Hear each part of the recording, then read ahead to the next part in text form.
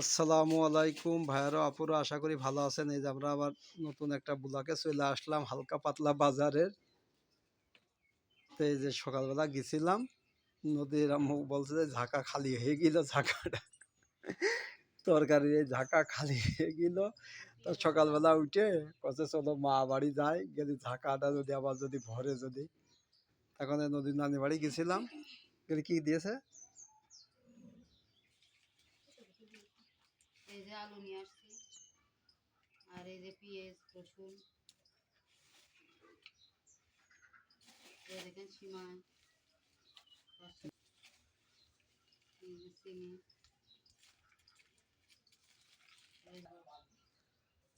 তা মনে করেন যে আমাদের এমনি বিপদ যাচ্ছে, নাইতে তো বাজার তো মনে করেন যে আমরা কত বাজার নিয়ে আসি, আপনারা দেখে নিত যা নিয়ে আসি আপনাদের মাঝে তো দেখাই শেয়ার করি। তাই যে মনে করেন যে একটু ঝামেলার ভিতরে